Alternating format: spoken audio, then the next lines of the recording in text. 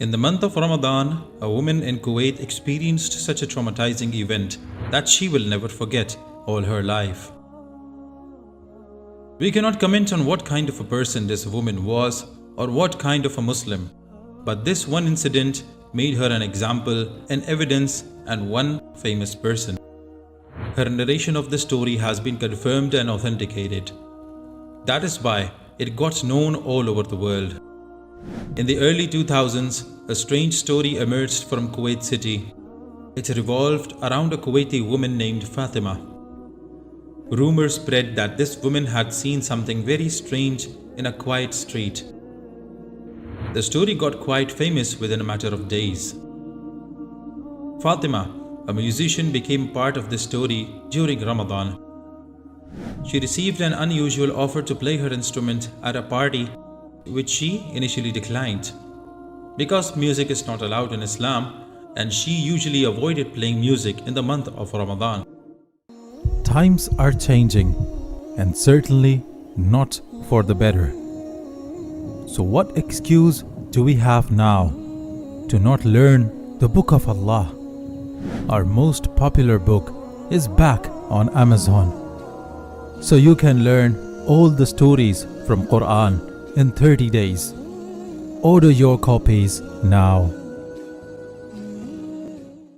Even the musicians or any person who is a casual sinner feels remorse and reluctance while going against the Almighty. Such is the blessing of Ramadan. She initially did not want to, despite the fact that it was her bread and butter. But when they offered her triple the usual pay and a ride, she agreed. Probably it was a test for her. It is very unfortunate that she gave in. She fell prey to the trap.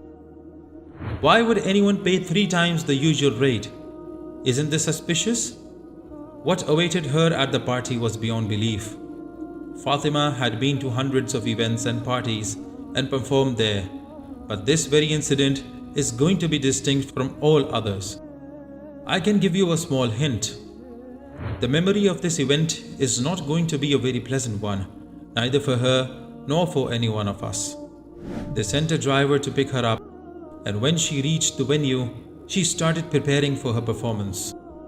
Time went on, and the night grew darker and darker. Till now, she did not have the slightest idea of what was going to happen. Everything was going in a perfectly normal manner until one instant. Wait till you reach there. As the night went on, she saw 3 young girls dancing wildly. But when she looked closer, she saw something disturbing. Their legs looked like those of horses with hoofs instead of feet. This is what she saw when the robes and abayas of the dancing women went up in the air. Imagine if you had seen something like that. Heart jumps out of the chest at such a scene. Some of us could even faint at such a sight. Terrified, Fatima ran away from the villa, unable to shake off the eerie event. She just took off. The moment she experienced that scene, she left her instrument and her belongings there and ran off. On her way home, Fatima confided in the driver about the unsettling sight she witnessed at the event. She told the driver all about what she had experienced at the performance. She was telling the driver about the hoofed legs and the hooves that replaced their feet. While she was talking, the driver showed him his feet from lifting his thobe, only to discover that he too had a deformed leg and hooves for feet. Shocked and panicked, she leaped from the car onto the street, losing consciousness until the next morning. She did not exactly remember how exactly all of that happened.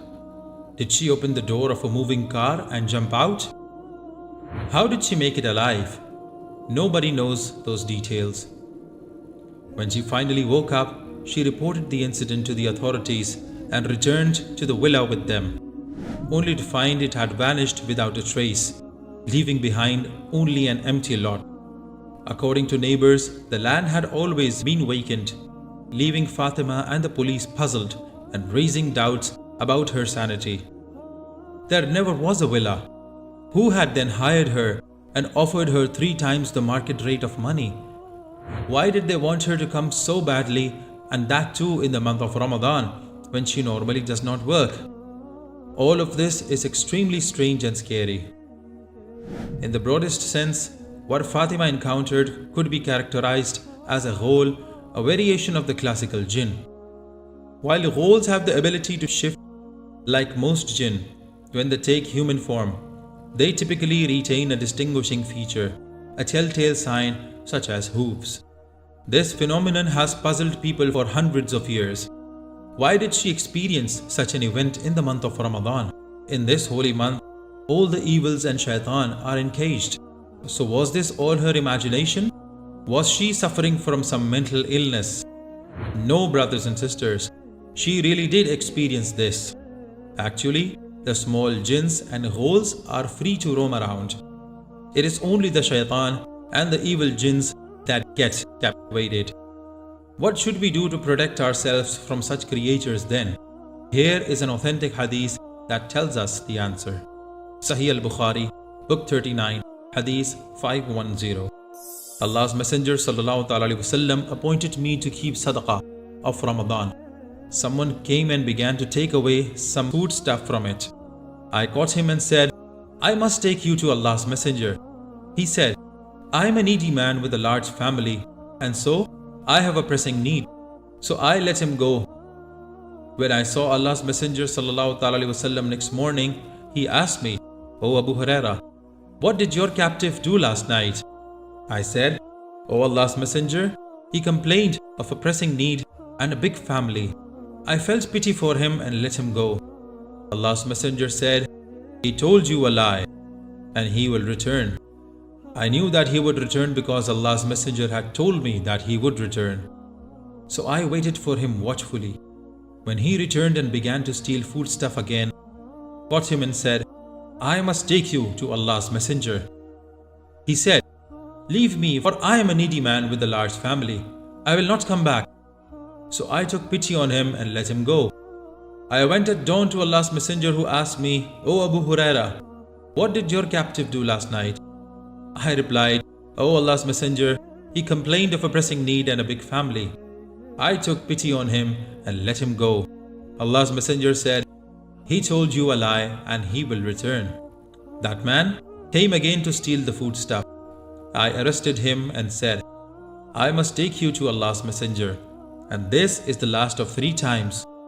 You promised that you would not come again, but you did. He said, forgive me, and I will teach you some words with which Allah will benefit you.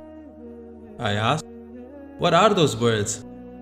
He replied, when you go to bed, recite Ayat al-Kursi, for then there will be a guard from Allah who will protect you all night long, and Satan will not be able to come near you till dawn. When the Prophet ﷺ heard the story, he said to me, he who came to you at night told you the truth, although he is a liar, and it was Satan. Reciting Ayat al-Kursi for protection is a must-do, and also after Farz Namaz. It puts us in the protection of the Almighty, and no evil soul could reach us there.